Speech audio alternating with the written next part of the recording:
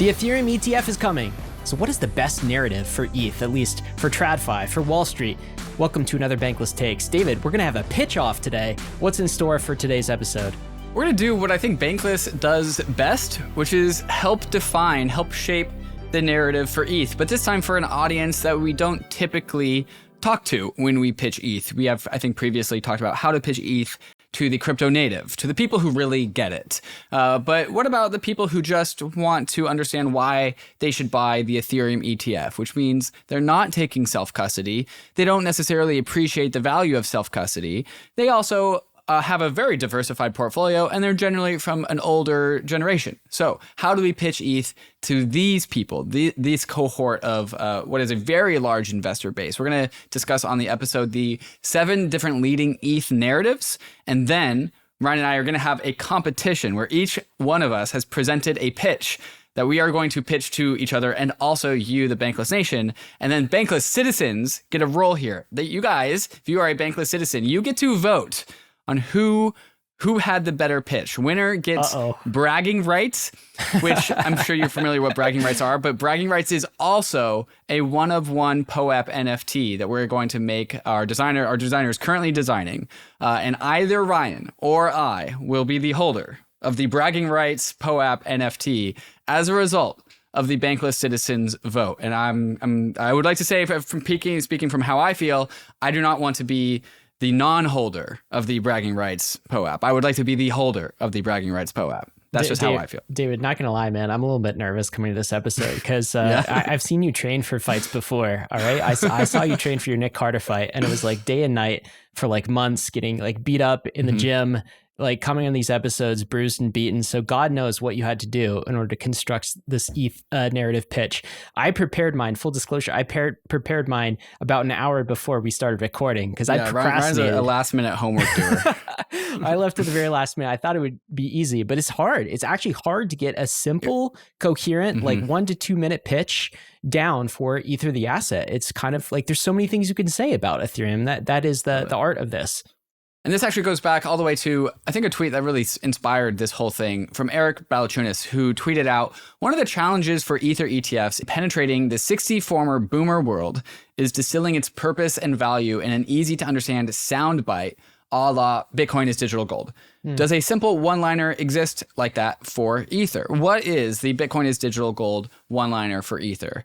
Now, we're going to give a 60-second pitch, so much more than a one-liner. But this is the beauty of Bitcoin, and I also think the beauty of Ethereum is that, Bitcoin is so trivially easy to understand that you can put it into a one-line soundbite, and Ethereum is so incredibly expansive that you kind of need a 60-second pitch. So we're doing the 60-second pitch format here today. David, is your hope though that we can get this to a one sentence soundbite? Because you sort of need to in order for a meme to travel, like one single line. I think the Ethereum one single line comes from a more general, broad understanding of what Ethereum is. Does the internet have one single line? I'm not sure it does. Good retort. But that's just because like everyone knows what the internet is. Yeah. And I'll say that going into this episode, I think that there will be eras or seasons where different lines are more applicable than others. Like, so in the 1990s internet, when you're trying to explain the concept, you might have said something like, the internet is e-commerce, right? And that would have been accurate, and that would have been one sliver of it, but obviously just a small segment of the total value that the internet would eventually drive. And the internet became kind of like a bundle of multiple different use cases. I see this very similarly with Ethereum, where there will be eras where one meme or one-liner works, and that will fade out and another will supersede it, or that will fade into the background. And like we'll have different narratives every couple of years. In fact, David, that's actually been a Bitcoiner charge, like Bitcoin maximalist charge of Ethereum over the ages, which I think is somewhat interesting, which is like, you guys keep changing your narrative. I thought it was this, and now it's this. And I think the answer to that is mostly, no, it is that, and it is also this. It's yes and. It's yes and. So the pursuit of defining all of the narratives started with a tweet where I labeled some of the first 4 that came to my head. Digital oil, internet bond, programmable money, tokenization platform. These are definitely some of the narratives that we've put out here at Bankless. And then after this tweet, I went on a hunt for even further validation of some of these same narratives and also adding new ones into this list. So I've come up with 7 different perspectives, 7 different angles. It's really 6.5 of ways of viewing Ether, the asset, and in no particular order. But I did start with Ethereum as a tokenization platform first, because I want to introduce that one as one of the most new and novel perspectives of the ETH pitch. When you and I would write the ETH pitch, Ryan, we wouldn't really talk about Ethereum as a tokenization platform, because if you're gonna sell Ether, it's weird to start talking about Ethereum. You and I have been so focused on Ether, the asset, but I don't think that nuance really matters if you only have 60 seconds. Right. So talking about what Ethereum does and talking about what its native currency Ether is almost synonymous for people who are actually kind of naive to the fact that there is a difference there. Ether and Ethereum is basically the same thing. And tokenization as a candy line, as like a nerd snipe, as something that is enjoyed by many, many people, I think tokenization has broad appeal. And this is the perspective that Zach Rines, Chainlink God, puts into perspective here, where he says every single financial asset in the world will be tokenized on chain. Tokenize the world, tokenize everything. This has been a meme that has persisted across all crypto cycles. He continues, there's no longer a question of if, but a question of when. Larry Fink, co-founder and CEO of BlackRock, has spoken publicly on numerous occasions about this inevitability. When regulatory clarity continues to be a pain point, Larry got both Bitcoin and ETH ETF approved by an anti-crypto SEC. Beyond that, BlackRock has launched its own tokenized fund on Ethereum mainnet, now at $500 million AUM, invested in Circle, which issues USDC, invested in Securitize, one of the leading tokenized asset issuers, and used both Circle's and Securitize tech stack to issue BUIDL. There's no doubt in my mind that BUIDL won't be the last fund BlackRock tokenizes on a public blockchain. Okay, so really leaning into the tokenization platform of Ethereum and also using the credibility of BlackRock. And Larry Fink, he's not a crypto native. He has he's not. Boomer customers. Yes. And so I think it's worth taking a leaf out of his book to understand how he is using and also pitching ETH to his customers. And so Ethereum as a tokenization platform, I think, needs to be a pretty core component of what any typical pitch about ETH is to TradFi.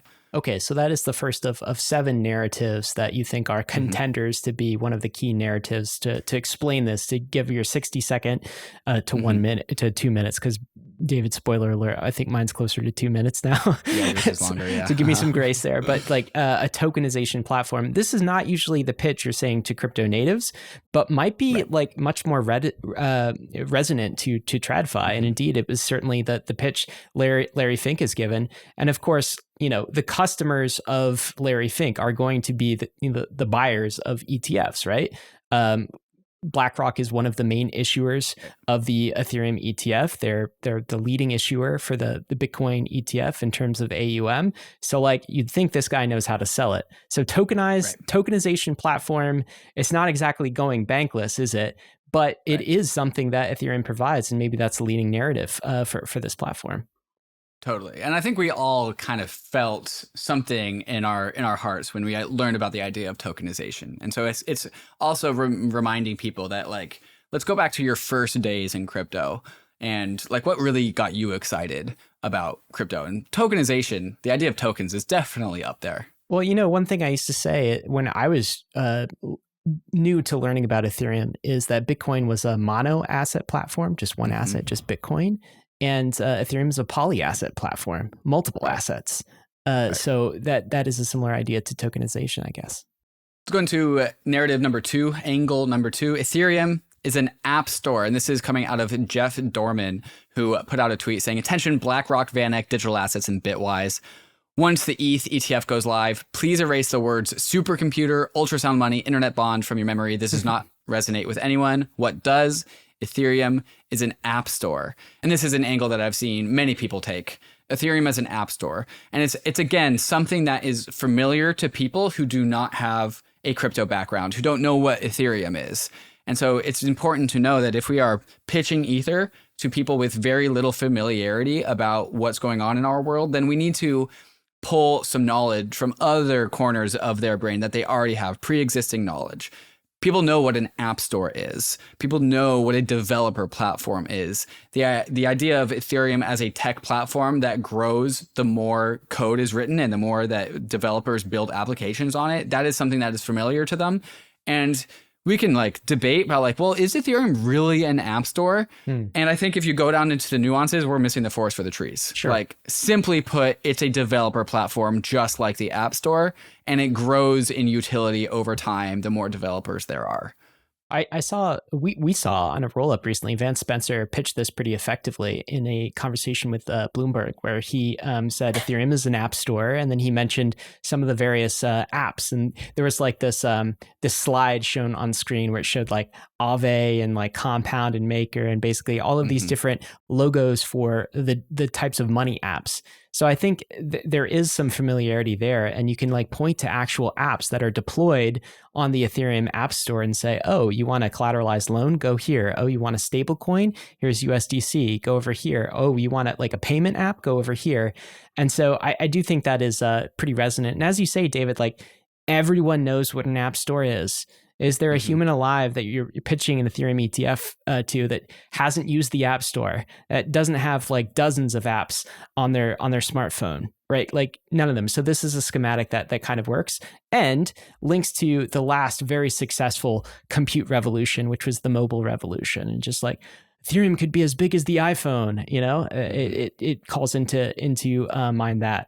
I remember when we had Mark Cuban on the podcast during the middle of 2021, he was talking about giving us the perspective that he had, where he was sharing with some of his friends of his age who had downloaded Coinbase and was asking Mark Cuban, like, hey, where's like the DeFi apps? Where are all the apps?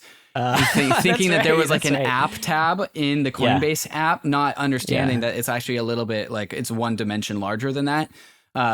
But people are ready for this. Like people are ready for the App Store perspective. In order to be perfectly accurate, you kind of have to tweak it and get a little bit more educated. But people are so ready to think of Ethereum as an app store. They are ready for that. The way that the weakness of this narrative, I think, is it quickly falls down when they're like, "Where's the App Store?" You can't like point them to one central location to go like download their app or go look at the reviews or, you know, you just click and start using. It's much more like the internet where you have to export on your own and there's rough edges. Right. There's not one central pristine app store type of experience brought to you by like some commercialized UX, champion of the world. It's just very rough. I do agree with you that that's where the metaphor breaks down, but we also have to remember who the audience is. The audience is buying the Ether ETF, which you cannot use in any of the apps. Oh, they're not users, so we don't have to They're worry not about users. that, They're not custodying anything. Yeah, and so like they're like, oh, Ethereum's an app store, great, I'll buy it. Like not considered, like they're not actually going to like take it to the apps because they're buying the ETF, and so they just want exposure, which is great. Which is so like you can use some of the lack of sophistication of crypto nativity to actually make this pitch, I think, easier, not harder. Okay, so that's number 2. Ethereum is an app store. What's number 3, David? I called this 6.5, not 7. Number 3, this is coming from Ryan Rasmussen out of Bitwise, who says Ethereum is an operating system and an app store for crypto applications. So really adding the operating system perspective here to the Ethereum pitch. And I think this is where we also get the opportunity to really differentiate Bitcoin and teach whoever is hearing these pitches and give them a little bit stronger foundation. You know, Ethereum, it's not digital gold. Bitcoin just does Bitcoin. It doesn't hold apps. It just is Bitcoin the asset. Ethereum is an operating system and a developer platform. And that's also what many of the other blockchains are like. Like this is where Pomp, when he was on like Fast Money, talked about like all the other smart contracting platforms that are out there, you know, Ethereum, Solana, like all the other ones. And so you can also gain some assurances, some confidence in whoever you are pitching this to by their ability to be familiar with like the idea of, oh, Bitcoin is separate and it's unique because it's just digital gold. It's just an asset. But Ethereum is an operating system, which is something that you're familiar with, and you build apps on it, which is something you're familiar with. And so I think leaning into the operating system that is Ethereum helps embolden the tech platform angle that I think we definitely want with Ether.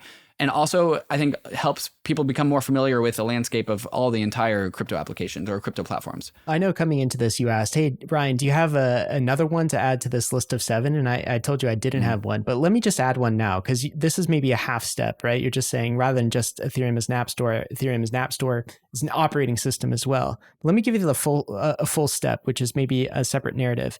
What about Ethereum as the internet of value? And this is kind of like the idea that rather than just an operating system, it's kind of like the internet, only for things that have value. And so it's more rough, it's more rugged, it's more, you kind of have to surf it and browse it and that sort of thing. Right. And it's permissionless, anyone can deploy to it. I think that is similar to the App Store, but also different, because the internet is not just a sandbox, constrained by one company with like this walled garden type of environment, but it's like much more free form. Like anyone can deploy, anyone can expand to it. Mm-hmm. So maybe that's another narrative that gets us the full 7 here, David, but it's pretty related to this operating system or app store type of idea. Ethereum, the internet of value. Totally. My commentary on that one would be, it definitely fits, and it's a more pure representation, and I like it. It's a little bit more crypto native. But then we've also moved away from familiarity. Like internet of value is another way to say like operating system that's a little bit more true to what Ethereum is, but then you also lose some familiarity and some like pre-existing knowledge. And so I think that's something that like somebody hearing this pitch could get to an aha moment about. But I think if I'm just like a 60-year-old person with like my savings, and you're pitching me a blockchain app store versus internet of value, I think blockchain app store is going to be a little bit more resonant. I agree too. Like internet of value feels so amorphous, right? Like what is value anyway? That word value, like it's almost like internet of assets might be better. But let's go to number 4. What's number 4? Number 4, ETH is digital oil. Now there's one of these pitches that I'm going to say we should not definitely do. And there's pros and cons of all of these pitches. And so I'm not going to say that Ethereum is digital oil is like the perfect pitch, but it's definitely worth talking about as a perspective. Especially if we are really looking for that like one-liner that Eric Balchunas was really asking for. If Bitcoin is digital gold, then what is the commodity? What is the resource that Ethereum is? Ethereum is digital oil. It's literally called gas. It is the thing that funds and powers the application that is on Ethereum. When you make a transaction on Ethereum to do some app, somebody's computers somewhere in the world flops. It starts doing some flops. It actually starts doing some computation. And you need to consume ether. You need to consume the oil to power those crypto applications. And so it's not perfect because it's going to develop a lot further questions. But in terms of just like if we're putting things into like perfect commodity like resources, oil, I think, is the correct comparison for gold. So if Bitcoin is digital gold, then Ethereum is digital oil. For the ETH bulls, it also has this nice property in that it's like almost a 7x larger than the total market cap of gold. So gold market cap is about 17 trillion, at least according to this estimate right here. The market cap of oil, if you multiply all the barrels of oil by about $70 per barrel, you get 115 trillion. So a lot larger than oil, and certainly oil being kind of a consumptive good is certainly resonant with the idea of gas. So bigger market cap, the idea of gas, it's not bad. You're not talking about Ethereum, the network in this case, though. You are very squarely talking about Ether, the asset, or just ETH. Yeah, exactly. And even though it probably generates further questions and a little bit of confusion in your listener, it at least puts them in the frame of mind as like, well, from some perspectives, Ether is meant to be consumed. Like you are supposed to burn Ether to use the applications. That is its purpose. And some people like the productivity and the GDP association that comes with like some crypto asset being oil.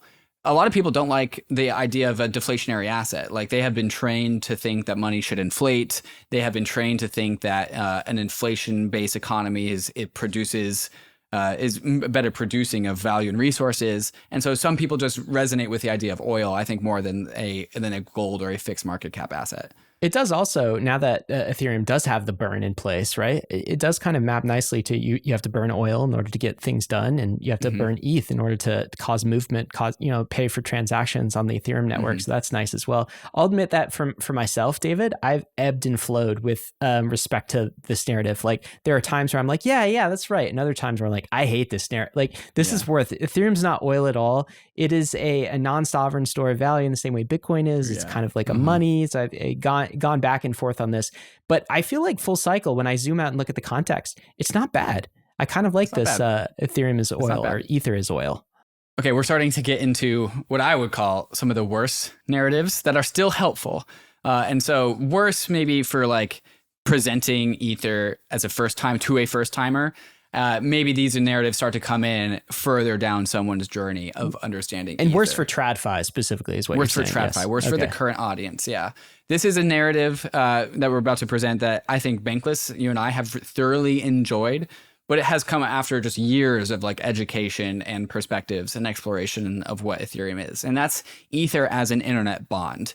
If we have the Ethereum stake rate at, what is it now, 3.2%, for this internet native store value asset that's used as a collateral in DeFi, well, the most risk off thing you can do that's also highly exposed to the crypto economy is buy ETH and stake it. Buy your crypto asset, buy your money, buy your digital oil, whatever, stake it to Ethereum, and you get the internet bond. You get the bond, the stake rate of ETH. And since Ether, the asset, is the foundation of so many applications in the DeFi landscape, the internet bond is the yield rate that transcends all of DeFi. This one, once again, definitely requires some prerequisite knowledge to really make this angle resonant with people. It definitely also requires understanding what DeFi is and how Ether is a money in DeFi. But this is one that we've enjoyed, and I know that crypto natives also enjoy it the more that they understand Ethereum as a financial system. Okay, yeah, I also enjoy it, David. So there's lots of good things we could say about it. Like it's definitely a differentiator from Bitcoin, and the key ability to stake Ether is kind of much different than Bitcoin. It's also, you get to comp it to like what's the value of sovereign bonds around the world? Something like 70 trillion.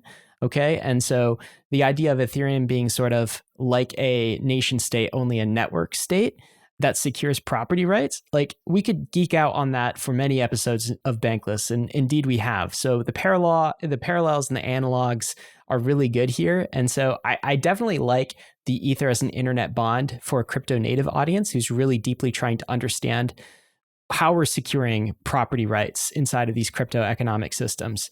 That said, I totally agree with you. It is like among the worst narratives to present to TradFi and an ETH buyer, not least of which because they don't get any yield in Ethereum ETF right now. Not yet. Like Not yet. all they get is the asset, right? So they can't even stake this. And when you say internet bond, what do you actually mean? A bond of the internet? Right. Like they're not, because a bond is supposed to come from a government or a corporation. Exactly. And they haven't listened to dozens of Bankless episodes telling them why this is like similar to a nation state, and so it requires too much in terms of fundamentals to easily articulate this to somebody with Wall Street knowledge.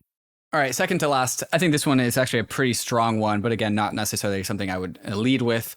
Programmable money. And this, I want to note that this tweet is from 2019, this tweet from Eric Connor. He says, the original Ethereum vision of programmable money is the strongest narrative and the one that will translate best to the mainstream. Quit looking elsewhere. Programmable money. If Bitcoin is digital gold, then Ethereum is programmable money. And this gets into the idea of like smart contracts and an app store, because apps are programs. And then Ether is the money that goes through the programs. It also alludes to the fact that there's other crypto assets out there that aren't programmable. Oh yeah, that's Bitcoin. Bitcoin, not programmable. Ether, programmable. And I don't think this really helps deliver an all-encompassing vision of Ether or Ethereum. But it does. I think the only way to really get at what is Ether, what is Ethereum, is from so many different angles, right? That's why we're talking about 7 different angles. And this is a very valid one. This is a very simple one. You already know Bitcoin. You already know it's a digital asset on the network. It runs on a thing called a blockchain. Ether is the same thing, but it's programmable, implying that Bitcoin's not, and implying that you can do things with the programs. Yeah, I do like this. It does resonate with me. However, I feel like it misses something in communicating the ETH narrative to the audience, which is like, it doesn't necessarily imply operating system or app store or like platform. When I just hear the term like programmable money in a vacuum without knowing everything that you just said, I might just think it's just one mono asset that I can write if then statements on. And like does not necessarily imply that there will be all sorts of different apps and different tokens and different assets and even chains that can be launched on top of this. So it's not, I don't think it encompasses the full vision of what could, like, I would even prefer, I think, the App Store type of analogy to programmable money, because it feels much more rich and resonant, even if it's not exactly accurate. Yeah. And like I said, I think a full holistic understanding of what Ether is requires all of these narratives, not just like one. We're just kind of going through the ones by strength. And we're coming up to our number 7, the last one, which I think is going to be the weakest narrative, which you should not use. And that is ETH is ultrasound money, which has been the funny narrative that many in the Ethereum community has used for a long time, including ourselves. And I think it has been a great narrative while the industry understood what sound money was, and we would be able to poke fun at Bitcoiners. The idea of sound money versus ultrasound money came from an era in crypto in which it was basically just the Bitcoin community and the Ethereum community. Solana hadn't even gone live yet. Like the other Avalanche was like the other blockchain that was out there and had a community, but very few other communities exist. And ultrasound money was strictly a narrative to counteract Bitcoiner narratives. It was a narrative about the crypto industry for the crypto industry. It's supposed to stay insular into the crypto community. So I would not suggest, if you're trying to sell ETH to TradFi, to BlackRock, to your parents, don't call it ultrasound money. They won't get it. No, don't. It's super, pretty 2019, 2020's crypto wars. And this meme sort of came out in 2021 as a reaction to many on the Bitcoin side saying, well, Ethereum's just like, you can change the supply at a whim. It's just like fiat. It's just like a central bank coin. The fact that you stake it, even is further evidence that this is just like a fiat type of system. And you just consume the gas, ETH as gas, as you go. You don't need to buy ETH in order to store value. You store your value in secure assets, in like store of value assets like Bitcoin, and just buy ETH as you need it to pay for compute, right? And so this was when Ethereum's monetary policy was really being hardened, and its issuance schedule, and like the realization that Ether could be a store of value asset, but it's very insular to the crypto community, and is not the way to export our narrative to the broader world. 100%. Okay, those are the 7 different perspectives that I thought was pretty useful in forming my pitch. And so, without further ado, Ryan, shall we get to the pitches? Totally should, David. And I'm too curious as to which of those narratives you used. Or maybe you came up with a David Hoffman special number 8 narrative. I might have. So I can't wait to hear your pitch. But before we do, we want to thank the sponsors that made this episode possible, including our recommended crypto exchange for buying your Ether, no matter what narrative you subscribe to. That is Kraken. Go create an account. If you want a crypto trading experience backed by world-class security and award-winning support teams, then head over to Kraken, one of the longest-standing and most secure crypto platforms in the world. Kraken is on a journey to build a more accessible, inclusive, and fair financial system, making it simple and secure for everyone, everywhere, to trade crypto. Kraken's intuitive trading tools are designed to grow with you, empowering you to make your first or your 100th trade in just a few clicks. And there's an award-winning client support team available 24/7 to help you along the way, along with a whole range of educational guides, articles, and videos. With products and features like Kraken Pro and Kraken NFT Marketplace and a seamless app to bring it all together, it's really the perfect place to get your complete crypto experience. So check out the simple, secure, and powerful way for everyone to trade crypto, whether you're a complete beginner or a seasoned pro. Go to kraken.com/bankless to see what crypto can be. Not investment advice. Crypto trading involves risk of loss. CELO is the mobile-first and EVM-compatible blockchain that's built for the real world and designed for fast, low-cost payments worldwide, driving real-world use cases like Opera MiniPay, one of the fastest-growing Web3 wallets with over 2 million users across Africa. CELO is seeing a meteoric rise with over 375 million transactions and 1 million monthly active users. Not to mention Tether and Circle just deployed native USDT and USDC on CELO, supported by leading exchanges like Binance. And now, CELO is looking to come home to Ethereum as a layer 2. With a game-changing proposal, core contributors at C Labs aims to leverage Optimism's OP stack, pioneering a transition as the biggest L1 to become a layer 2, with testnet arriving as early as summer 2024. With the CELO layer 2, gas fees will stay low and users can even pay for gas using ERC20 tokens, including native USDC and USDT, sending crypto to phone numbers across wallets using Social Connect. But CELO is a community-governed protocol. Make your voice heard in the CELO forum to shape the future of Ethereum. Follow @CELO on Twitter and explore the ecosystem built for the real world on celo.org/quests. Are you worried about the security of your cross-chain transactions? Cross-chains with confidence using Transporter, the revolutionary token bridging app designed to give you peace of mind. Powered by Chainlink CCIP, Transporter is your trusted gateway for securely moving assets like ETH, native USDC, and Link, and so many more across some of your favorite blockchains. Over $2.8 billion has been hacked from token bridges to date. Transporter puts a stop to this by ensuring your transfers are protected by the most robust security features available. Chainlink CCIP provides level 5 security, backed by multiple decentralized Oracle networks and an independent risk management network. Transporter also provides real-time tracking throughout your transaction with its newly engineered user experience, so you'll never have to second guess the safety or location of your assets ever again. And the best part, Transporter makes it simple. Whether you're a blockchain beginner or a seasoned trader, Transporter's intuitive interface lets you execute cross-chain transactions with just a few clicks. No additional fees, just a low cost for using CCIP, which can be paid in Link or your blockchain's native gas token. But don't just take my word for it. See for yourself why Transporter offers a stress-free bridging experience. Experience the future of token bridging at transporter.io and just send it. All right, Ryan, how do we decide who goes first, who goes second? Do you want to rock, paper, scissors, or should we flip a coin, or what? Yeah, let's rock, paper, scissors. Really? Just one and done? One and done? Yeah, one and done. On camera? Yep. Right. Rock, paper, scissors, shoot. Paper. So that means I get my preference. The latency is weird. Okay, so I got paper, Ryan had scissors, so you get to choose. You get to choose if you want to go go first, David. I want second mover advantage, like Ethereum has to Bitcoin. Okay, just as a reminder, if you are a Bankless Citizen who is holding a 2022 POAP or later, so 2023, 2024, or you're a Gauntlet NFT holder, you have voting rights on our joke race contest, which voting is now open. So all citizens who fit that criteria have one vote. There are 8,000 something Ethereum addresses that are eligible for voting. And so please vote for whoever you think has the better pitch. And remember, it's very important that this is a pitch for people who would buy Ether ETF, This isn't for like getting people on chain. This is for people who BlackRock is talking to. It's not for you. It's for them. Like it's for your parents and your grandparents. All right. You ready? I'm ready, man. Go for it. All right, here we go. Ethereum is like Bitcoin, but with the addition of programmability, which really changes the game that Ethereum is playing. Ethereum's programmability evolves Ethereum beyond just being a scarce digital asset to being able to host an entirely online digital economy. This programmability enables Ethereum to be a platform for financial applications.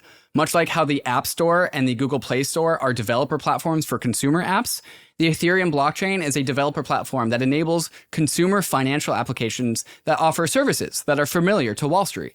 Exchanges, banking, marketplaces, borrowing and lending services, even asset creation and indice products. Ethereum is an open platform for anyone to build whatever financial application that they can imagine. Since Ethereum is an internet-based protocol, it has internet-scaled distribution. The applications on Ethereum are accessible to anyone with an internet connection, making these applications on Ethereum some of the most widely used and fastest growing financial service applications that have ever existed. Demand for these on-chain applications on Ethereum produced $2 to $3 billion in yearly revenue for the protocol, which Ethereum turns into a stock buyback for its native currency ETH, which materially impacts the available supply of ETH on secondary markets, making it very price sensitive to marginal demand. So, if you're bullish on the growth and adoption of crypto and blockchain technology at large, the Bitcoin ETF simply doesn't offer that exposure. You need the ETH ETF. Thank you. Thank you. Well done, Thank David. You. That was great. A plus. Where do I buy my Ethereum ETF, huh? I almost want to sell my regular ETH and buy the ETF now. Buy just the ETF. Yeah, it was great. All right, so tell me, you went with platform.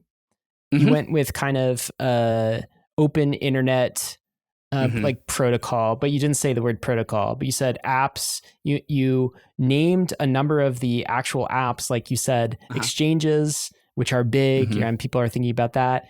You also said a banking, which kind of links both TradFi and sort of crypto native type things. What narratives? It felt like you touched on a number of narratives. You definitely didn't touch on internet bond or ultrasound money or any of the internal crypto ones, but not. You did do some tokenization-esque stuff. You did do some app store. I said asset creation. I didn't say the word tokenization. That's probably a miss on my part. Okay. I could have added tokenization in there somewhere specifically. I just said even asset creation and indices. Yeah. So what were you thinking? Like, what was that pitch about? What were you trying to do? Okay. So I wanted to break it down into 3 parts. And first was apps and developer platform, which was meant to hopefully lead into being an internet economy. And so this was the thing that we didn't really talk about as a narrative in the first 7, but I think it's definitely worth like trying to trigger the imaginations of. If we're trying to be ambitious with this pitch, the thing that we should strive for is thinking of Ethereum as hosting an internet-based economy. We know that there's commerce on the internet, but we also know it's not internet native. Like Visa, MasterCard, like Zelle, like these aren't internet native. Like Bitcoin is internet native. Can we get people to think about like internet native GDP, an internet native economy? And that's what I was trying to get with like internet scale distribution of its financial apps. So that's your way to kind of, the internet economy is your way to sort of spoon feed them a future idea of an internet bond, right? Because once you have an internet economy with its own GDP and its, self-sustaining taxes and economics, then you can start to pill them on internet bond. Then they get ready for that later. Totally. Yes. Yeah. And so like first you have to get them comfortable with like commerce on Ethereum, like tokens moving around Ethereum, BlackRock tokenizing BUIDL, and that's moving around Ethereum. Then you can wake them up to like, well, doing all of that costs fees. That goes into revenue for the protocol, which is issues an ETH buyback. That's why we call it gas. And then you can just like talk about all the other things. But like it's really you load up the idea of like this sci-fi economy that's native on the internet, and then you can like back into some of the other more complicated things. That was my thought process. Is like getting the idea of the internet economy, and Ethereum is that platform. That was like what my goal was. So open dev, like platform, imply that, and then also the internet economy, like seeding them with that, and like talking about some use cases that they're familiar with and apps that they're familiar with, and seeding all of that. That's great. Strategy. Nice job, man. We sold some Ethereum ETF already. I know it. Can we sell some more? Can you sell some more? Yeah. Well, all right, let's hear yours, sir. All right, I'll give it a try here. Bitcoin is one asset. It's just Bitcoin. Ethereum is all possible assets. Which is bigger, gold or all the assets in the world? Bitcoin was designed to secure one asset, just Bitcoin. Ethereum is a general purpose platform designed to secure everything else: stablecoins, loans, equities, bonds, derivatives, everything in finance. The word for this is tokenization. People like Larry Fink are saying every stock, bond, and asset will be tokenized on a global ledger, and even he's thinking too small. Tokenization isn't just the assets of the past, it's the assets of the future. AI compute, personal data, social status, and celebrity. Everything will be tokenized. Ethereum is a global computing network to tokenize and program any asset. Ethereum adds property rights to the internet. Now, tokenization can and will happen on other platforms, but Ethereum is positioned as the strongest contender to ride the tokenization wave.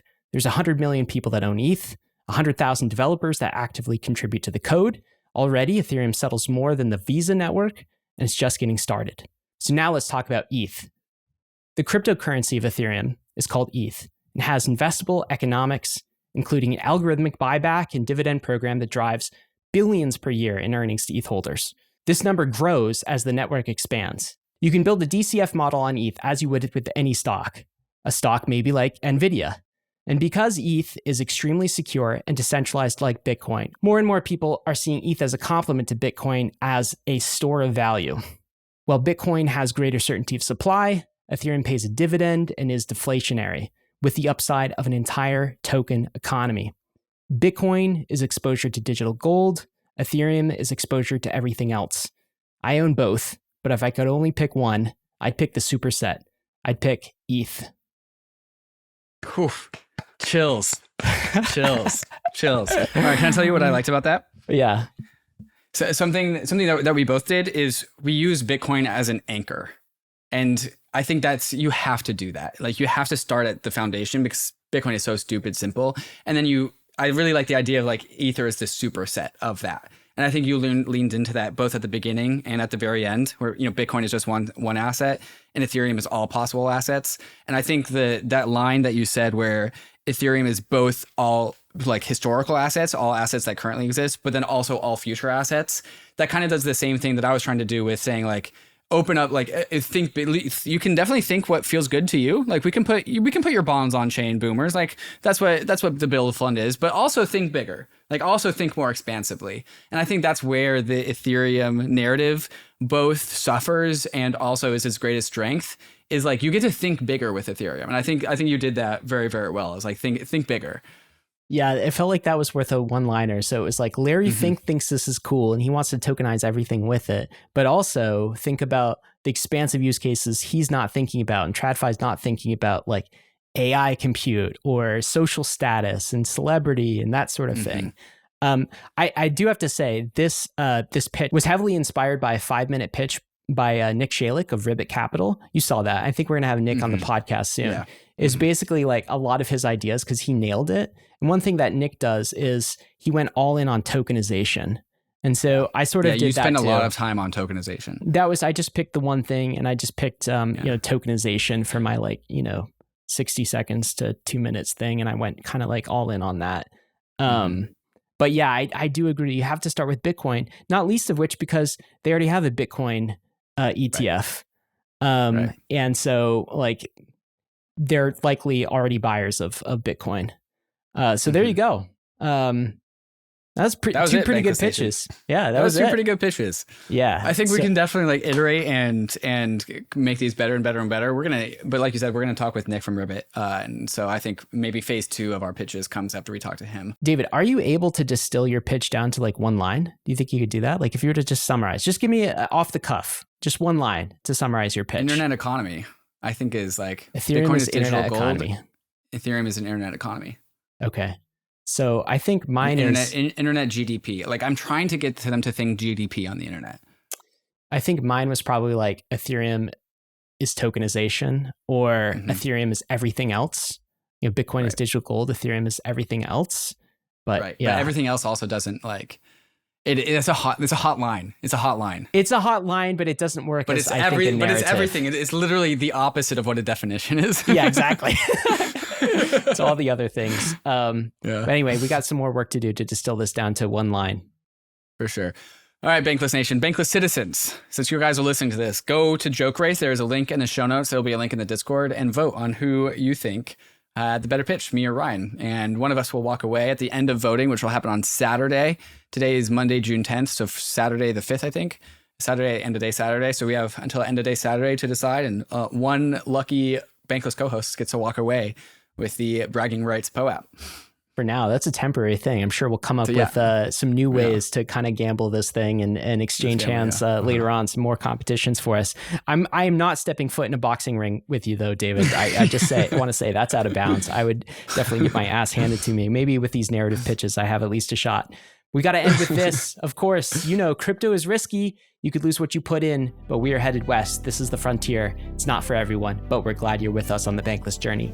Thanks a lot. New projects are coming online to the MANTLE Layer 2 every single week. Why is this happening? Maybe it's because MANTLE has been on the frontier of Layer 2 design architecture since it first started building MANTLE DA, powered by technology from EigenDA. Maybe it's because users are coming onto the MANTLE Layer 2 to capture some of the highest yields available in DeFi, and to automatically receive the points and tokens being accrued by the $3 billion MANTLE treasury in the MANTLE reward station. Maybe it's because the MANTLE team is one of the most helpful teams to build with, giving you grants, liquidity community support and venture partners to help bootstrap your MANTLE application. Maybe it's all of these reasons all put together. So if you're a dev and you want to build on one of the best foundations in crypto, or you're a user looking to claim some ownership on MANTLE's DeFi apps, click the link in the show notes to getting started with MANTLE. Have you ever felt that the tools for developing decentralized applications are too restrictive and fail to leverage advancements from traditional software programming? There's a wide range of expressive building blocks beyond conventional smart contracts and Solidity development. Don't waste your time building the basics from scratch, and don't limit the potential of your vision. CARTESI provides powerful and scalable solutions for developers that supercharge app development. With the CARTESI virtual machine, you can run a full Linux OS and access decades of rich code libraries and open source tooling for building in Web3. And with CARTESI's unique rollup framework, you'll get real-world scaling and computation. No more competing for block space. So, if you're a developer looking to push the boundaries of what's possible in Web3, CARTESI is now offering up to $50,000 in grants. Head over to CARTESI's grant application page to apply today. And if you're not a developer, those with staked CTSI